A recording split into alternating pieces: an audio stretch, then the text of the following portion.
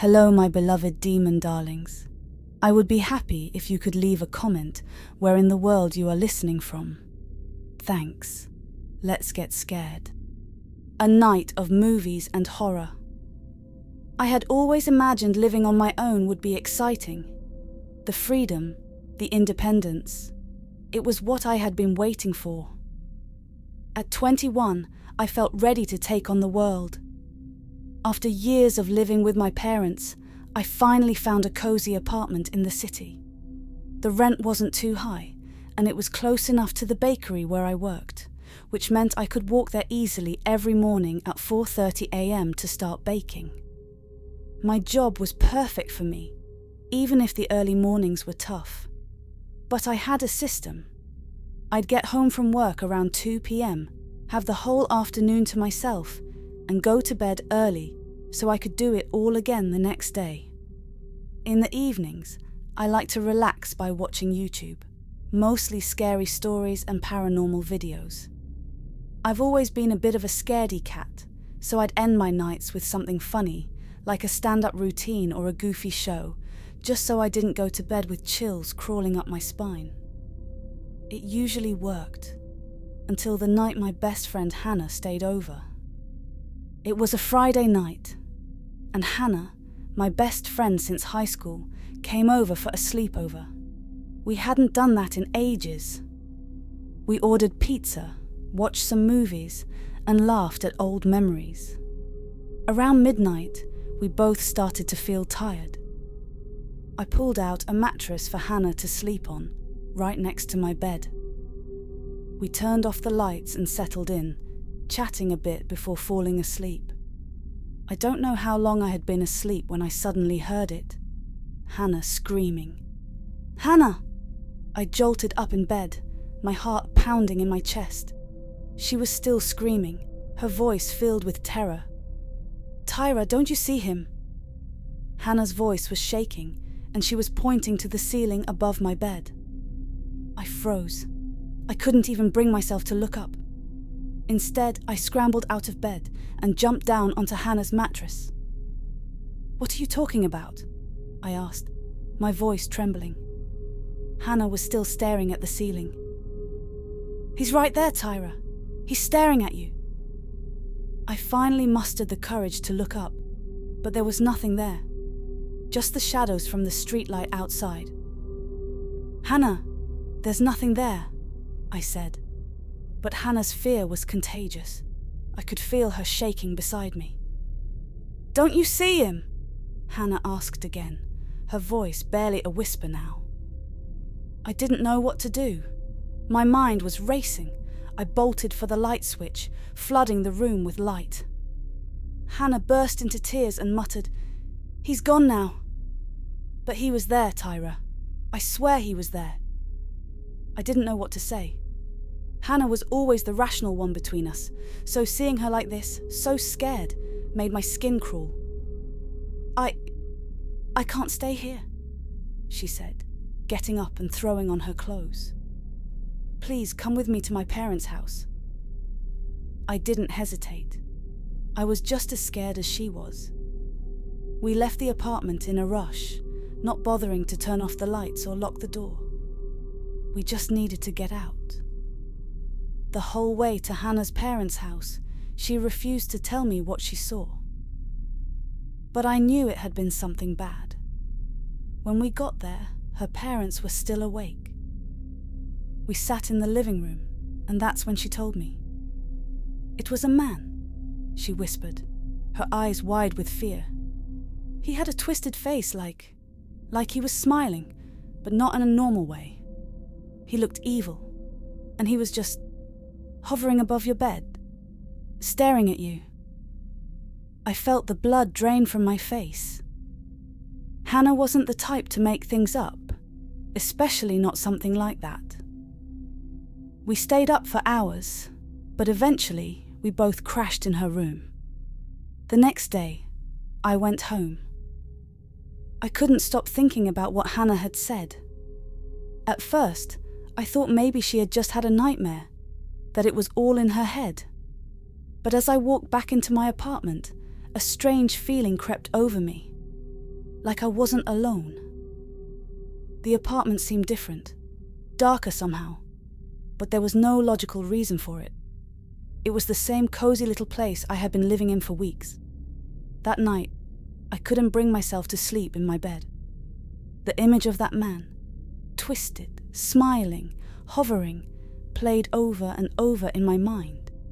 Instead, I made myself comfortable on the sofa, putting on a romantic comedy to drown out my thoughts. I told myself Hannah had just been dreaming, that nothing was really there. I slept fine that night, but the next night, that was when everything changed. I woke up suddenly, heart pounding. It was the middle of the night, and the apartment was dead silent. At first, I didn't know what had woken me. Then I heard it. Tyra. It was a whisper, soft but clear as day. My name. Something was calling my name. I lay there, frozen in bed, listening. I didn't want to believe it. I didn't want to move. Tyra. The voice came again, louder this time. Panic surged through me. My body went rigid with fear. Hello, I whispered back, my voice shaky. Is anyone there? No response. Suddenly, the covers were yanked off my bed. I screamed, kicking my legs in terror as I shot out of bed. My whole body was trembling as I rushed to the light switch, flooding the room with light. I stood there panting, trying to catch my breath. There was no one in the room, but the fear I felt was real. Too real. Without thinking, I grabbed my phone and called Hannah. Hannah, please, are you home? Can I come over? I asked, my voice desperate. Yes, come over, she said, hearing the terror in my voice. I didn't waste a second. I threw on whatever clothes I could find and rushed out of my apartment. I didn't even bother locking the door. I just needed to get out of there. At Hannah's place, I told her what had happened. She looked relieved, but I could see the fear in her eyes too. I knew it, she said quietly. I knew I wasn't crazy. That man, he's real, Tyra. I didn't want to believe it, but the evidence was piling up. Something was haunting me, something evil. The next day, I called my parents. I explained everything. Hannah's vision, the whispers, the covers being yanked off me in the middle of the night. They believed me, but they were hesitant. We'll come pick you up tomorrow, my mom said. Just stay one more night, okay? I didn't want to, but I agreed. What choice did I have? I couldn't keep running forever. That night, I packed a bag, ready to leave for good in the morning. Strangely enough, the apartment felt calm, peaceful even. I started to wonder if maybe it had all been in my head. Maybe Hannah's fear had gotten to me, and I was just imagining things. I went to bed, feeling more at ease than I had in days. But around 3 a.m. I woke up.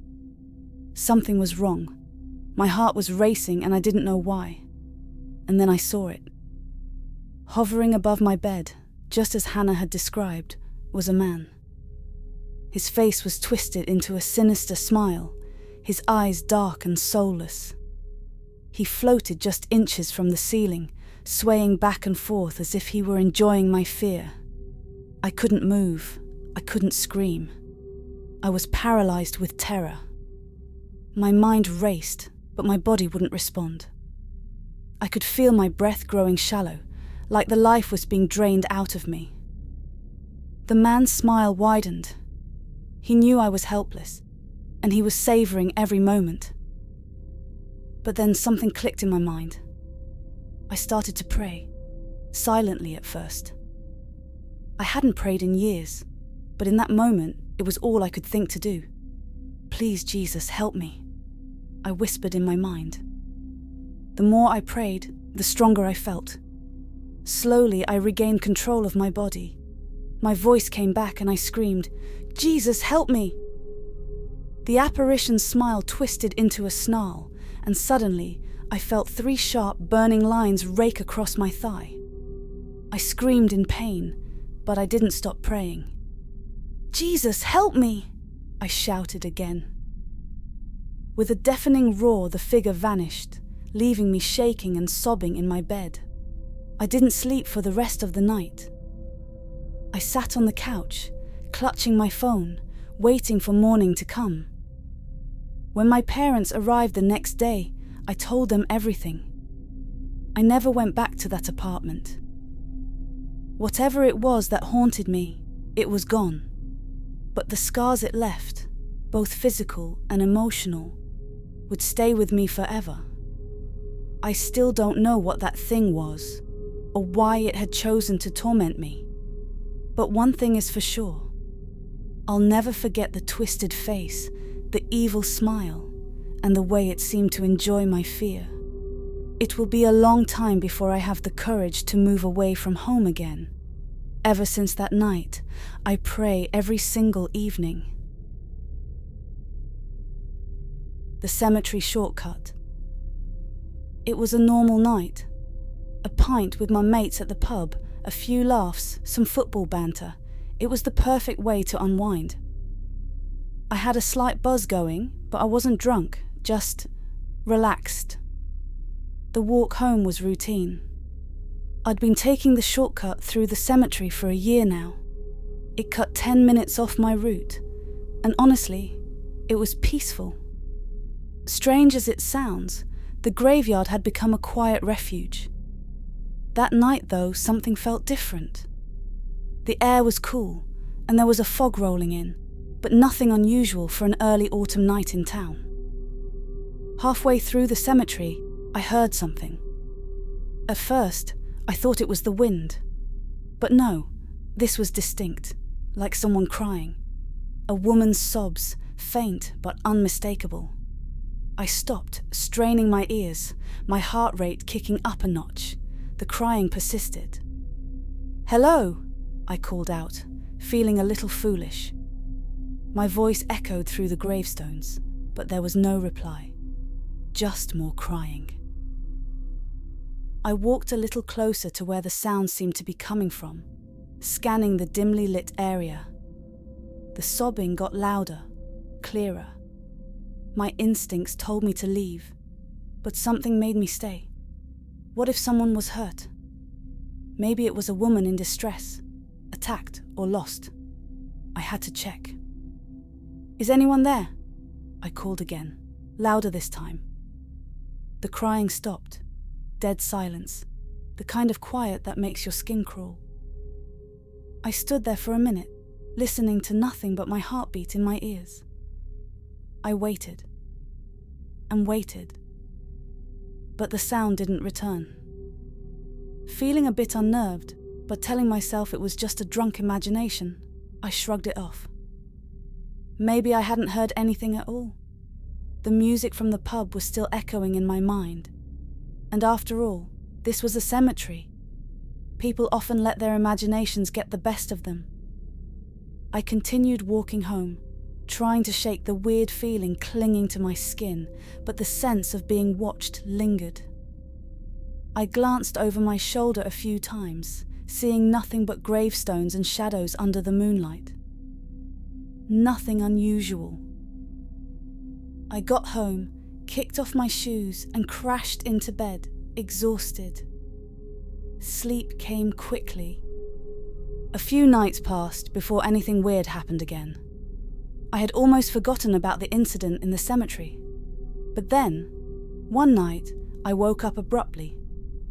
At first, I didn't know what had stirred me. I sat up in bed, rubbing my eyes, and then I heard it, crying. The same soft, heart-wrenching sobs from before. I jumped out of bed and shouted, "Hello? Is anyone there?" The crying stopped, leaving only the sound of my pounding heart. I stood still for a moment, listening to the silence. Then suddenly I heard a crash from the living room. Something had fallen. I rushed into the room, flicking on the light. A framed photo of me had fallen from the shelf. The glass was shattered, and the picture lay face down on the floor. A chill ran down my spine. I couldn't explain it. The photo had been sitting there for months, unmoved, untouched. Now it had just fallen? And after hearing that crying again, I told myself it was just a coincidence, but deep down I knew better. Something was off. A week passed.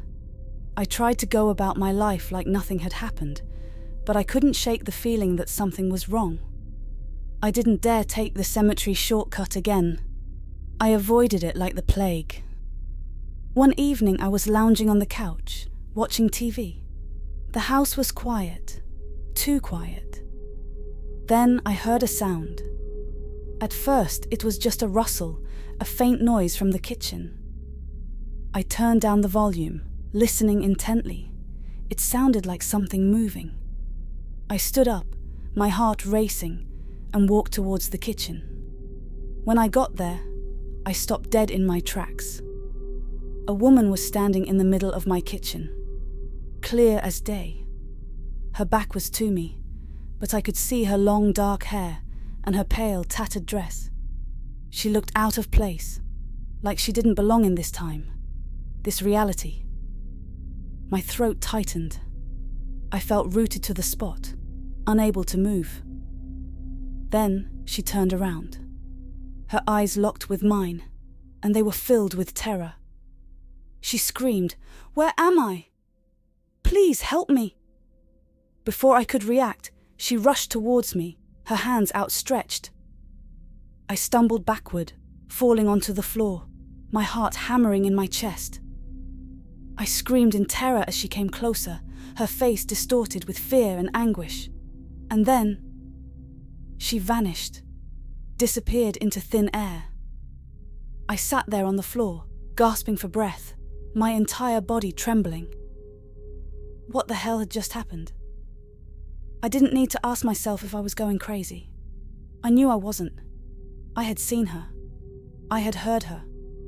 A ghost, a real ghost, had been in my kitchen. I grabbed my phone and dialed my friend Rebecca. She answered on the second ring. "Rebecca, I need to come over," I stammered, my voice shaking.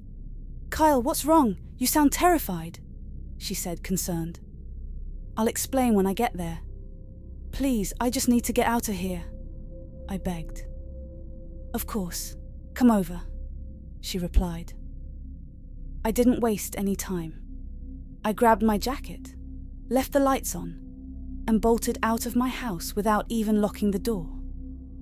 I just wanted to be away from that place, from whatever was haunting me. When I arrived at Rebecca's place, she could see the fear in my eyes. She made me a cup of tea, and we sat down in her kitchen.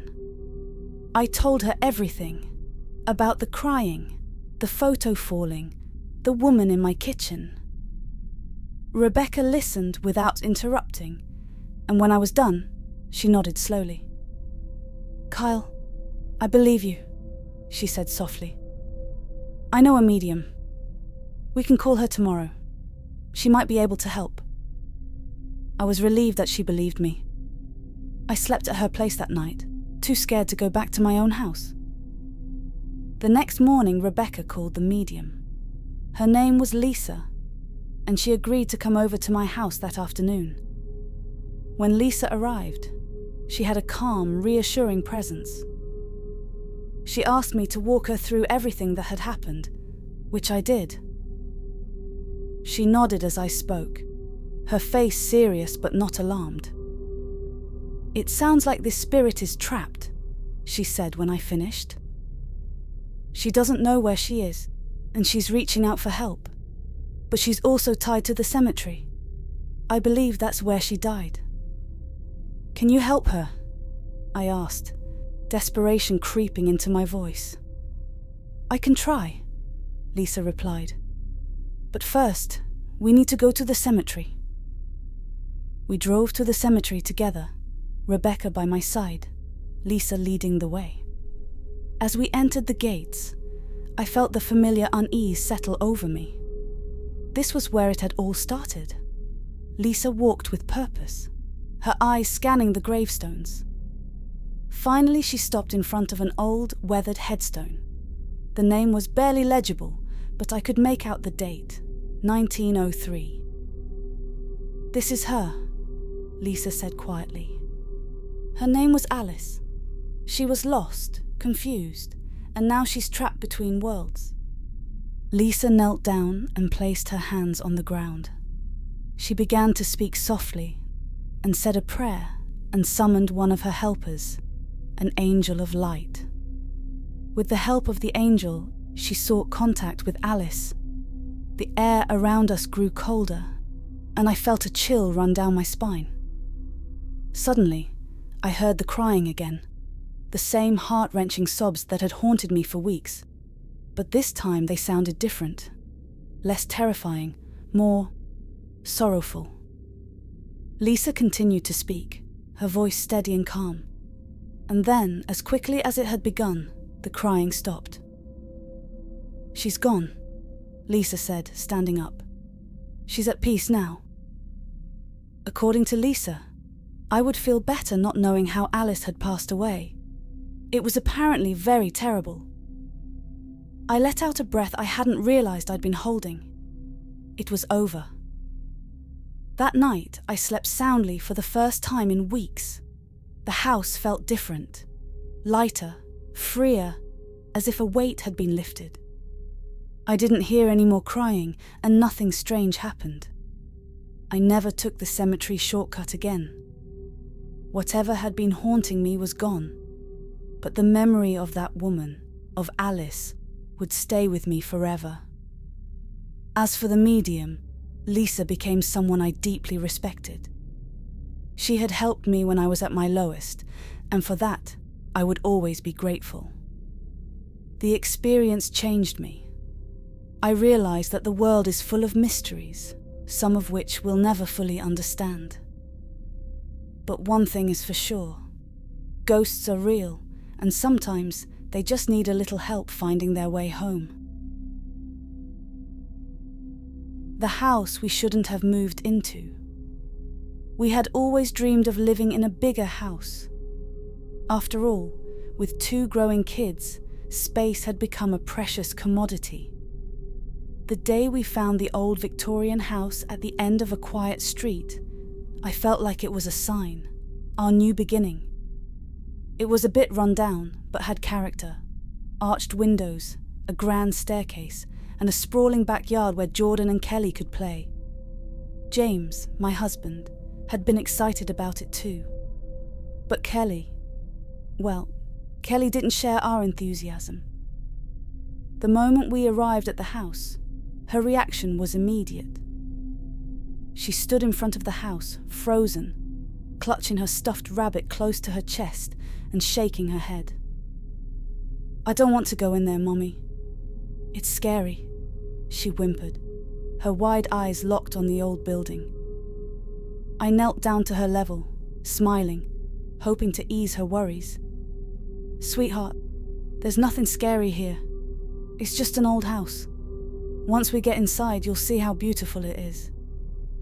But Kelly wouldn't budge. She stayed outside sobbing until James had to carry her in. From that moment, an unsettling feeling settled into the pit of my stomach. It was strange, but I brushed it off. Kids can be irrational sometimes, I told myself. The first week was rough. Kelly refused to sleep in her new room. She stayed close to us, always saying that she didn't feel safe. It wasn't until the end of the week that things started to change. She became more comfortable, even excited about her space, and soon enough, she was decorating her room with her dolls and toys, laughing like her usual self. We thought she'd adjusted. I relaxed, but that peace was short-lived. It was about a week after we had settled into the house when the first real incident occurred. I remember it vividly. It was around midnight when I heard Jordan screaming from his room. I shot out of bed, heart pounding in my chest, and rushed down the hall. When I burst through his door, Jordan was sitting up in bed, trembling. His eyes were wide, and he was gripping his blanket as if it were the only thing tethering him to reality. "Mom," he cried. "There was a boy in my room. He was standing right there." I frowned, sitting on the edge of his bed and trying to calm him down. "Jordan, there's no one here, honey.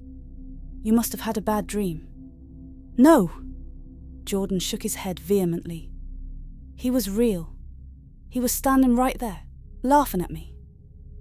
And then he ran out of the room." A cold shiver crept down my spine, but I had to stay strong for him. "It was just a nightmare, sweetheart. There's no boy here."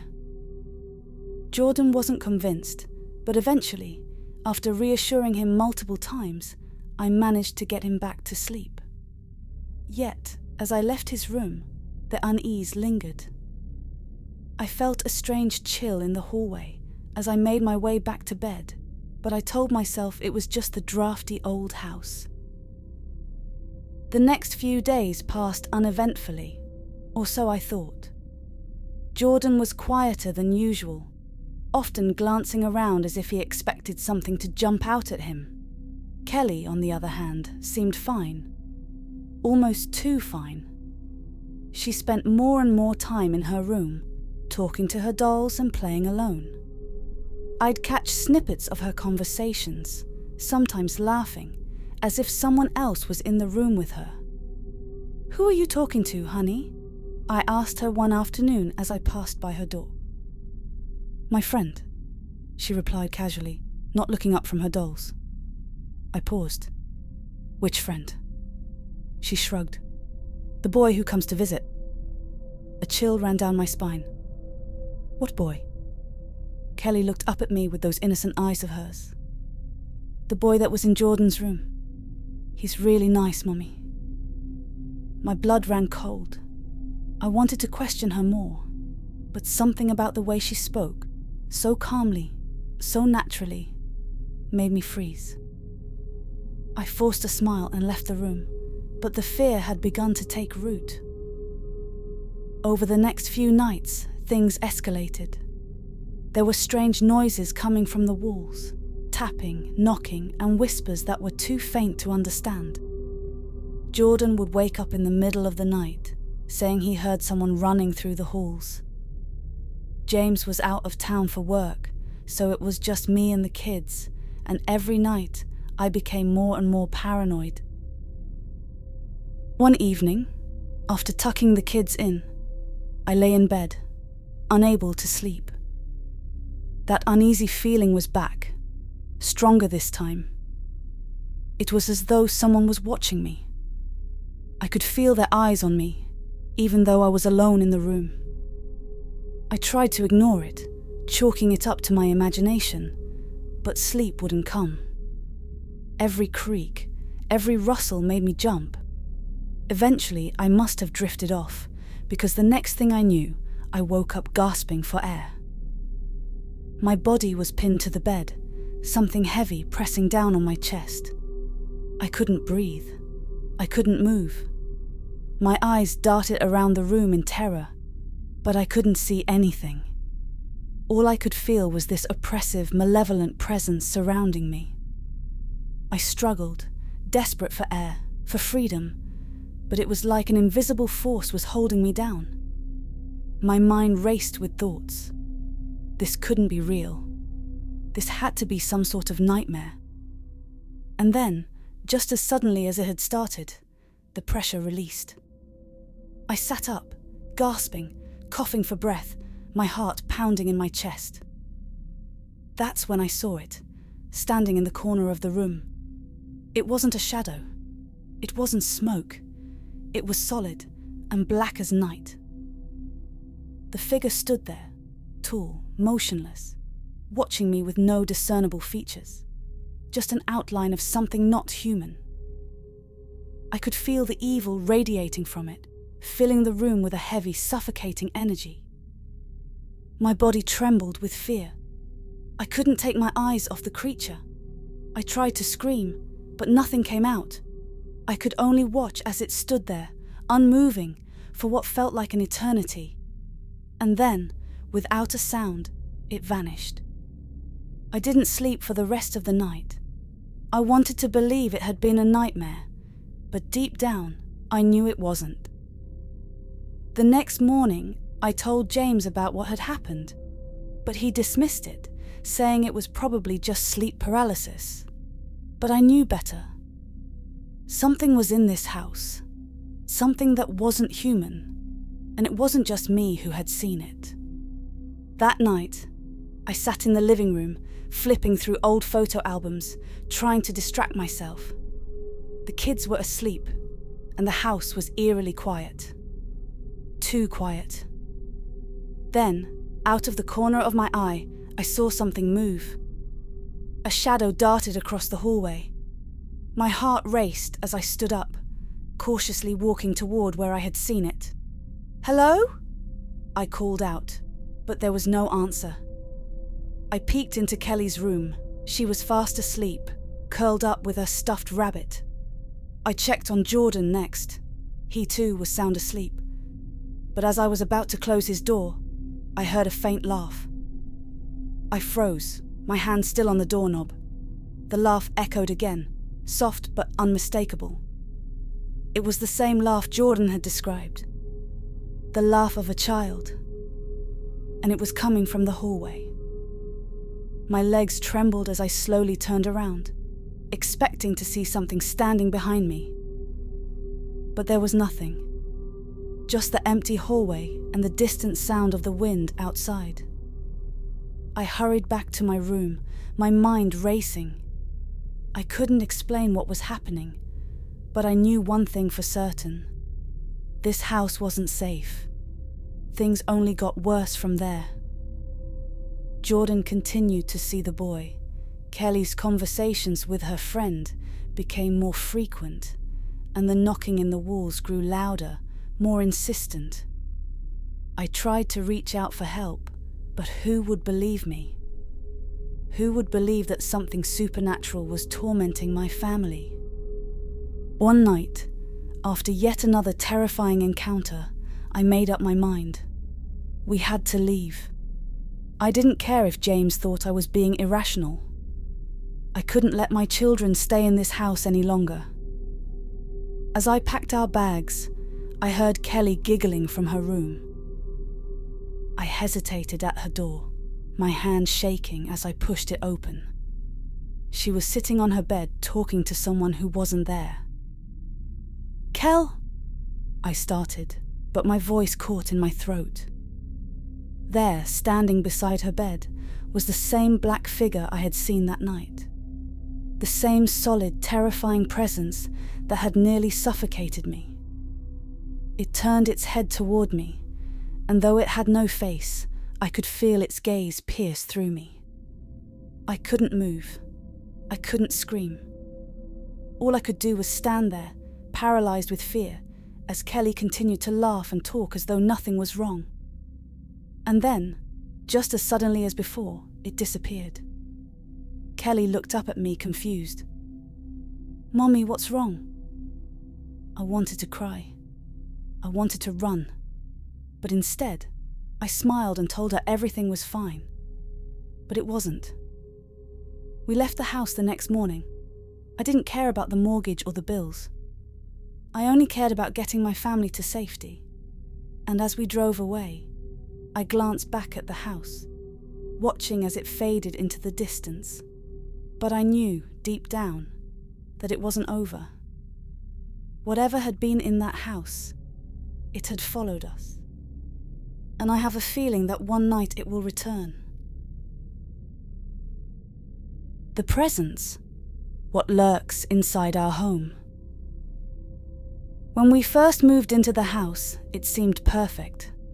The place had that kind of old charm that Eve loved, with creaky wooden floors, large windows, and a sprawling backyard that our sons, Nathan and Austin, could run around in. I'd been thrilled when we found it. The price was right, and it was only a short drive from town. It was everything we thought we wanted, at least at first. It wasn't long before things started happening. Little things at first. The kinds of things you chalk up to adjusting to a new home. Doors creaking, the feeling of a draft in certain rooms, the occasional flicker of a light bulb. The house was old, after all, and I didn't think much of it. Then the voices started. It was a Saturday morning, just 2 weeks after we'd settled in. Eve was out grocery shopping, and the boys were upstairs, probably playing video games or chatting with their friends online. I was on the kitchen, making myself a cup of coffee when I heard it. "Scott." I froze, cup in hand, listening. It was faint, barely more than a whisper, but I could have sworn someone had called my name. I turned around, expecting to see Eve or one of the boys standing there, but the kitchen was empty. "Scott." This time the voice was clearer. A low, raspy whisper, like someone speaking from right behind me. I spun around, the hairs on the back of my neck standing on end, but again, no one was there. I walked through the kitchen, into the living room, then down the hall to the staircase, calling out for Nathan and Austin. Neither of them answered. The house was quiet. Shaking it off, I chalked it up to the house settling, or some weird acoustics I wasn't used to yet. I went back to the kitchen and finished making my coffee, but the rest of the day I couldn't shake the feeling that I was being watched. The whispers continued over the next few days. Sometimes they were faint, other times they were louder, like they were right next to me. But they always said the same thing. "Scott." Eve never heard anything. Neither did the boys. I tried to tell myself it was nothing. Maybe stress from the move, or my mind playing tricks on me. But deep down, I knew something was wrong. And then Nathan started hearing things. It began with the knocking. He told me about it one night after dinner. We were sitting in the living room, the TV on low, when he brought it up casually, like it was nothing. "Dad, do you ever hear knocking at night?" he asked, not taking his eyes off the screen. I frowned. "Knocking? What do you mean?" "Like, at my door. It happens every night, usually around midnight. I thought it was Austin at first, but when I check, no one's there." A chill ran down my spine. "How long has this been happening?" Nathan shrugged. "I don't know. A few days, maybe." I didn't like the sound of that. I told him it was probably just the house settling, but I could see from the look in his eyes that he wasn't convinced. And honestly, neither was I. The next few nights, Nathan's experience escalated. He said he would hear footsteps outside his bedroom door, slow and deliberate, like someone pacing back and forth. Sometimes he'd hear the doorknob jiggle, as if someone was trying to come in. But when he opened the door, the hallway was always empty. Nathan stopped sleeping. He grew more withdrawn, more tired, snapping at Austin and Eve over little things. I could see the toll it was taking on him, and I didn't know what to do. Eve was concerned too, but she believed it was just stress. High school was tough, and we figured Nathan was feeling the pressure. But I couldn't shake the feeling that something else was going on. Then came the day when everything changed. It was a Friday afternoon. Eve was at work, and the boys were at school. I had taken the day off to catch up on some freelance work, so I was sitting in the office we'd set up, going through emails on the computer. That's when I heard it. A soft thump, like something falling in the living room. I paused, fingers hovering over the keyboard, listening. The house was supposed to be empty. Maybe I'd just imagined it. A noise from outside, or maybe the wind. But then it came again. A louder, more distinct thud, followed by the sound of something dragging across the floor. I stood up, my heart racing. I didn't know what I was expecting. Maybe an animal had gotten in somehow, or one of the boys had come home early without me hearing them. I walked out of the office and down the hall toward the living room. When I stepped into the room, it was empty. Nothing seemed out of place, but then I turned toward the mirror that hung on the wall. In the reflection, I saw him, an old man, hunched over, standing behind me. His face was gaunt, his skin grey and sagging like old parchment. His eyes, or the black holes where his eyes should have been, stared into mine, and I felt a cold rush of fear grip my chest. I spun around, heart pounding, but the room was empty. I stood there, frozen, staring at the spot where the man should have been. I knew what I'd seen. I hadn't imagined it. The old man had been there, as real as anything else in that room. But now, he was gone. Shaken, I backed out of the room, my mind racing. I didn't know what to do, what to believe. I wanted to run, to get out of that house. But where would I go? And how could I explain what had just happened to Eve or the kids? When they all came home later, I didn't mention the old man. I didn't say anything about what I'd seen in the mirror. But that night, I barely slept. Every sound, every creak, made my heart race. And I knew, deep down, that the house wasn't right. Things only got worse after that. Nathan's condition deteriorated. He stopped talking about the knocks and the footsteps, but I could see it in his face. He started avoiding his room altogether, choosing instead to sleep on the couch in the living room. Then one night, as I was lying in bed, I felt it, the presence. It was as if the air around me had thickened, pressing down on my chest, making it hard to breathe. I could feel eyes on me, watching me, but I couldn't move. And then the whisper came, louder this time, closer. "Scott!"